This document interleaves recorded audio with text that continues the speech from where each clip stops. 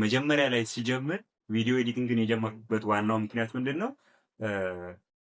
ቴሌግራም ስቶሪ ላይ ለዚህ ሰዎች በጣም የሚያማምሩ ነገሮችን ሲያረጉ ሳይ በጣም ነበር የምደነቀው። እንዴት ነው እንደዚህ የሚያደርጉት ብዬ በጣም እደነቅ ነበር እና ያንን ለማድረግ ብዬ ነበር የመጀመሪያ ቪዲዮ ኤዲቲንግ የጀመርኩት፣ ቪዲዮ ኤዲት ማድረግ የጀመርኩት ማለት ነው።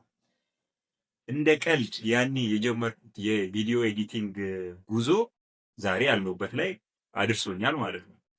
እና ምን ልላችሁ ፈልጌ ነው፣ ይኸውላችሁ ዋናው መጀመር፣ ከዛ በኋላ ትንሽ ትንሽ ስቴፕ፣ ዛሬ የምንሄዳት ትንሽ ትንሽ ስቴፕ ናት ነገ ትልቅ ቦታ ላይ የምታደርሰ እና ጀምሩት። ባላችሁ ነገር ደግሞ ጀምሩ። ብዙ ሰው የሚሸወደው ምንድን ነው? አሁን ለምሳሌ ዘላችሁ አዶቤ ፕሪሚየር ላይኖራችሁ ይችላል። ምክንያቱም ሁሉም ፒሲ ላይ አይሰራም፣ ያው እንደማውቀው ማለት ነው። ግን ኢንተረስቱ ካላችሁ ጀምሩት። በቃ ስልካችሁ ላይ ባለው ነገር ጀምሩት።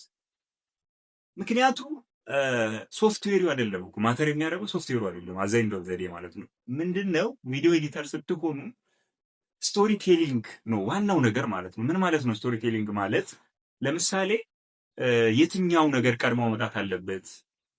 ለምሳሌ የትኛው ቮይስ በየትኛው የፊቱ ሪአክሽን፣ ከዛ የቪዲዮ ባለቤት ማለት ነው ሪአክሽኖቹ፣ እንደገና ደግሞ ስቶሪው ቴሊንጉ፣ ቅደም ተከተሉ፣ እሱ እኮ ነው በጣም ወሳኙ ነገር ማለት ነው። እሱን የምትችሉ ከሆነ እሱን የምትፈልጉ ከሆነ እሱን የምትወዱት ከሆነ ቱሉ ማተር ያደርግን ችግር የለውም። በማንኛውም ቱል ተጠቀሙ። ቪዲዮውን ኤዲት እንድታደርጉለት የሚፈልገው ሰው እኮ የሚፈልገው ምንድን ነው? ቆንጆ የሆነ ቪዲዮ ኤዲት እንድታደርጉለት ነው እንጂ ምን ችግር አለው? እናንተ በፈለጋችሁ ለእናንተ በሚቀለው ቱል ብትሰሩ ምን ችግር አለው? አዘይንዶ ዘዴ ቆንጆ የሆነ ቪዲዮ ኤዲት አድርጉለት እና ቱሉ አይደለም። መጀመሪያ ላይ ማተር የሚያደርገው ምንድነው? የእናንተ ፍላጎትና ከዛ በኋላ ስቶሪ ቴሊንግ ወይ ደግሞ ሰዎችን ሚዝ ነገር ክሬት ማድረግ ይችላሉ ወይ ዋናው ነገር ማለት ነው። ለምሳሌ እኔ መጀመሪያ አካባቢ ላይ ባክግራውንድ ቼንጅ ማድረግ ፈልግ ነበር።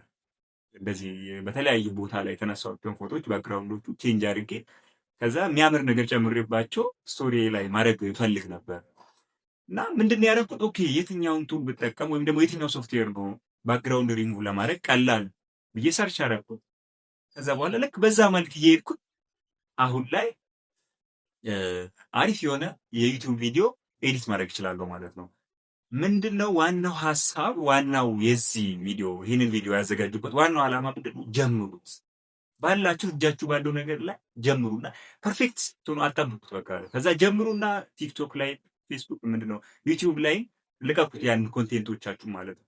ብዙ ሰው አያየውም። ያን ያህል የሚያሳስብ ነገር አይደለም። ምክንያቱም አሁን ላይ እናንተ በማትችሉበት ታይም ላይ ብዙ ሰው ስለማያየው ሰዎቹ ማየት ሲጀምሩ ከፈለጋችሁ ዲሌት አድርጉት።